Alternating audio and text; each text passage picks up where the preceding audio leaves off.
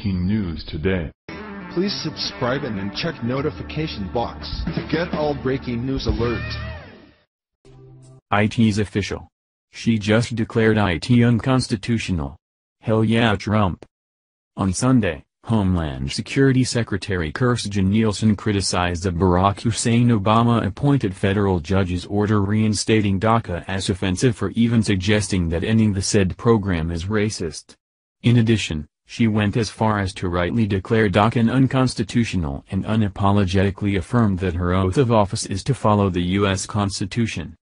Nielsen appeared on the show Fox News Sunday with Chris Wallace discussing various issues facing the U.S. Department of Homeland Security, but of course, a large majority of the interview concerned the Deferred Action for Childhood Arrivals, DACA. DACA is an amnesty program for 800,000 illegal aliens announced by then-President Barack Obama and developed by former Homeland Security Secretary Janet Napolitano. DACA, which is a predecessor of an even wider program named DAPA, was based on the same legal argument but instead covered over 4 million illegal aliens.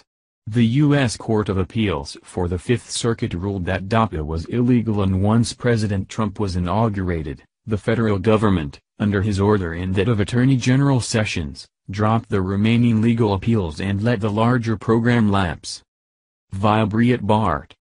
DACA amnesty chain migration would exceed 4 years of U.S. births.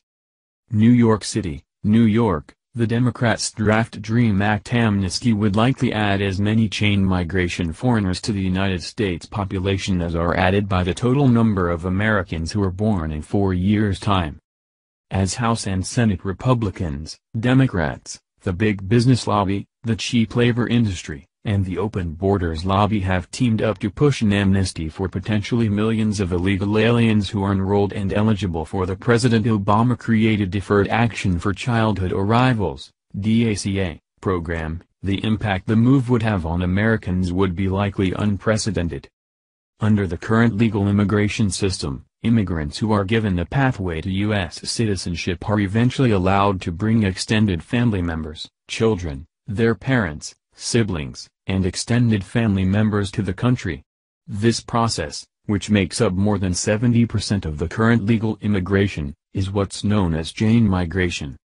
Research by the Migration Policy Institute, MPI, reveals that under a DACA amnesty deal, between about 800,000 and 3.5 million illegal aliens could be eligible for legalization to permanently remain in the U.S. Of those, MPI notes that 1.5 million of the estimated 3.5 million would be allowed to obtain U.S. citizenship. According to Princeton University researchers Stacy Carr and Marta Tienda, newly naturalized Mexican immigrants in the U.S. bring an average of 6 foreign relatives with them. Therefore, should all 1.5 million amnestied illegal aliens bring 6 relatives each to the U.S., that would constitute a total chain migration of 9 million new foreign nationals entering the U.S. Chain migration of potentially 19 million foreign nationals would follow amnesty for illegal aliens. Amnesty for illegal aliens would lead to unprecedented chain migration of upwards of 10 million foreign nationals, under current law. If the number of amnestied illegal aliens who gained a pathway to citizenship under an amnesty plan were to rise to the full 3.3 million, and if each brought in 3 to 6 foreign family members, the chain migration flow could range from 9.9 million to 19.8 million foreign nationals coming to the U.S. This chain migration flow triggered by a DACA amnesty, where an end to chain migration is not coupled with the plan, would be more than double the number of babies born in the U.S. every single year, which stands at about 4 million a year. Should a DACA amnesty trigger a chain migration flow of 19 million foreign nationals, it would be more than quadruple the number of American births every year. The chain migration of a DACA amnesty would potentially outpace the populations of American cities like New York City, Los Angeles, Chicago, and Houston. Such a chain migration would boom the number of foreign-born residents in the U.S. to a historic high.